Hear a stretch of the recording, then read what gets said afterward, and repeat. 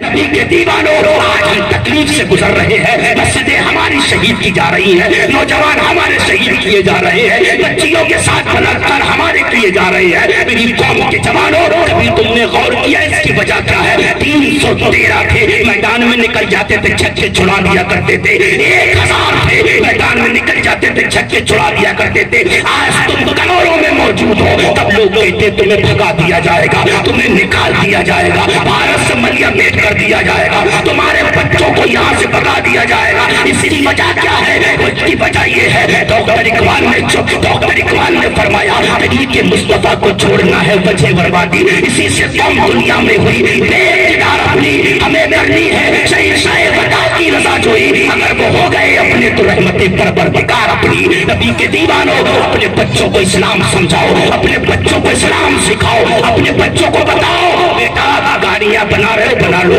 بیٹا بلڈنگیں بنا رہے ہو بنا لو، بیٹا اچھے موبائل رکھتے ہو رکھ لو، بیٹا اچھے کپڑے پہنتے ہو پہنو، لیکن بیٹا اچھی شکل بنانے سے کام نہیں چلے گا، اچھے کپڑے پہننے سے کام نہیں چلے گا، اچھی گاڑیاں خریدنے سے کام نہیں چلے گا، اچھے بنگلے بنانے سے کام نہیں چلے گا۔ ارے اچھے بنگلوں کے ساتھ ساتھ اپنی سیرت کو بھی سدھارتے رہنا، اپنی صورت کے ساتھ ساتھ اپنے اخلاق اپنے کردار کو بھی سنبھالتے رہنا، اپنی صورت کے ساتھ ساتھ اپنے معیار کو بھی سنبھال کے رکھنا۔ اپنے بچوں کو سمجھاؤ بیٹا سب کچھ بننا لیکن کبھی غدار رسول مت بن جانا، بیٹا سب کچھ بننا لیکن کبھی پیر کا باغی مت بن جانا، بیٹا سب کچھ بننا لیکن کبھی شرابی مت بن جانا، بیٹا سب کچھ بننا لیکن کبھی کسی کی بچی کے ساتھ غلط نظر مت دیکھنا۔ آج میری قوم کو ہوا کیا؟ وہ نوجوان آج میری قوم کے جوان بیٹھے ہوئے ہیں، میں جوانوں سے گفتگو کرنا چاہتا ہوں، لگ بھگ میرے پاس 1 گھنٹہ تو ہو گیا لیکن میں 1 گھنٹہ ہی بولنا چاہ رہا تھا، لیکن میں کچھ دیر اپنے جوانوں سے گفتگو کرنا چاہتا ہوں۔ میری قوم کے جوانوں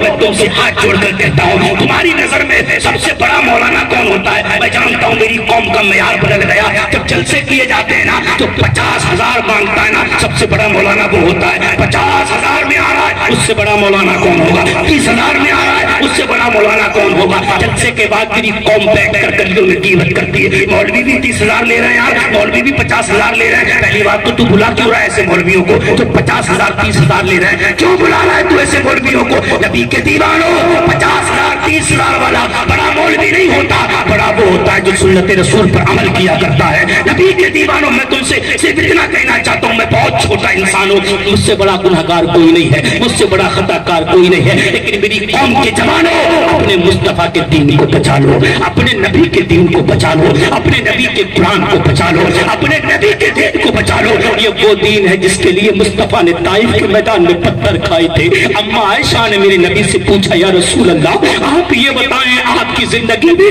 سب سے زیادہ سخت دن کون تھا؟ کیا سب سے زیادہ سخت دن احد کا دن تھا؟ میرے نبی فرماتے عائشہ نہیں، احد کا دن نہیں تھا، سب سے زیادہ مشکلات کا دن تو میرے لیے وہ تھا جب میں طائف میں اپنا دین لے کے گیا تھا، جب میں طائف میں اپنا دین لے کے گیا اور جب میں طائف میں پہنچا تو طائف کے 3 بڑے سردار تھے، میں ایک کے پاس گیا اور میں نے کہا یہ قرآن جو ہے نا یہ اللہ کی کتاب ہے، اللہ نے مجھ پہ نازل فرمائی ہے، میں اللہ کا نبی بن کے آیا ہوں، لوگوں کی ہدایت کے لیے آیا ہوں۔ تو اس سردار نے میری مذاق بنائی اور کہا دیکھو پہننے کے لیے کپڑے نہیں ہے، اللہ نے اسے نبی بنا کے بھیجا ہے۔ میں دوسرے سردار کے پاس گیا، اس سے میں نے یہی کہا تو اس نے کہا دیکھو کھانے کے لیے اس کے پاس کچھ نہیں ہے، اللہ نے اسے رسول بنا کے بھیجا ہے۔ میں تیسرے کے پاس گیا، میں نے اس سے یہی کہا، اس نے بھی مجھ سے کہا اگر اللہ کو کسی کو نبی بنا کے بھیجنا تھا تو کسی امیر کو بھیجتا، اتنے غریب کو نبی بنا کے بھیجا ہے۔ میں نے ان تینوں سرداروں سے کہا دیکھو میرے اور تمہارے درمیان جو گفتگو ہوئی ہے نا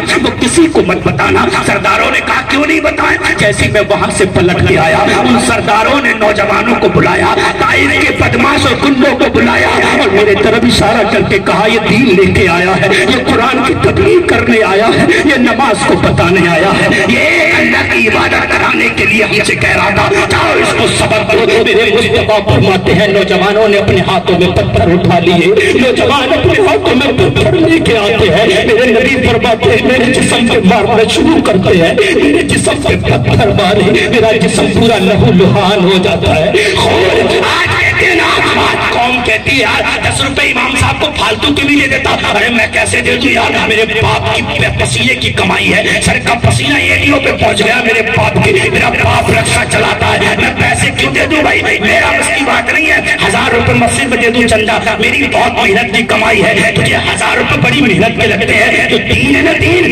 इसे तुम बर्बाद कर रहा है। ये पसीने का दीन नहीं है, ये मुस्तफा के खून का दीन है। मुझे मुस्तफा का खून पसंद, मेरे मुस्तफा का खून कांधों पर नहीं, बल्कि मेरे मुस्तफा का दीन खून एड़ियों पर पहुंच गया था। नालैन मुबारक खून से भर गई थी मेरे मुस्तफा की, जब पत्थर पड़ते थे मेरे नबी के जिस्म पर, मेरे मुस्तफा बैठ जाते थे, मेरे मुस्तफा जब बैठते थे तो वो उनके करीब आते और मुस्तफा को पकड़ के उठाते थे और कहते थे बता और दीन की तबलीग करेगा। मेरे मुस्तफा आसमान की तरफ देख के कहते थे मौला तूने मुझे कहाँ भेजा जहाँ कोई सुनने वाला नहीं है, मौला तेरे कुरान की कोई मानने वाला नहीं है, मौला तेरे रसूल की पैरवी करने वाला कोई नहीं है। फिर मेरे मुस्तफा को उठाते थे और फिर मेरे नबी कदम उठाते, फिर पत्थर मारते मेरे मुस्तफा के जिस्म पर। मेरे नबी के साथ मेरे नबी का गुलाम था, कभी आगे आ जाता था कि पत्थर मेरे लग जाए मुस्तफा बच जाए, कभी दाएं आ जाता था पत्थर मेरे लग जाए नबी बच जाए, कभी पीछे हो जाता था मेरे पत्थर लग जाए मुस्तफा बच जाए। इतने जख्म हुए,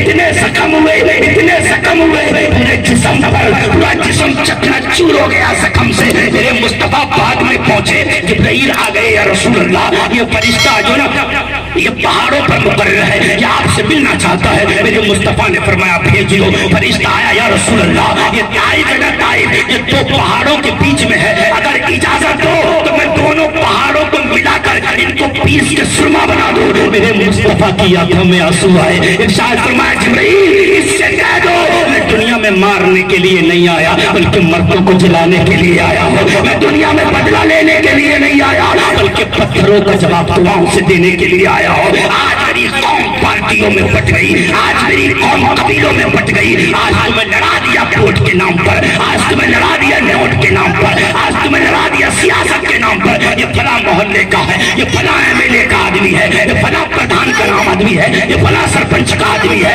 ये फला उस मोहल्ले में नहीं जाता, ये फला उस मोहल्ले में नहीं जाता, ये फला मस्जिद का मुक्तदी है, ये फला मोहल्ले का है। मेरी कौम को हुआ क्या, अरे कौम यही हो जाती थी कि सुन्नियत आपस में बट जाए, मुस्तफा के गुलाम आपस में बट जाए। तुम्हें वैसे तो बांट न सके लोग, कुरान के नाम पर नहीं बांट सके, नमाज के नाम पर नहीं बांट सके, मस्जिदों के नाम पर नहीं बांट सकते, मेरी कौम को बांट दिया सियासत के नाम पर। आप देखो वोटों के नाम पर बट गई तुम, आप देखो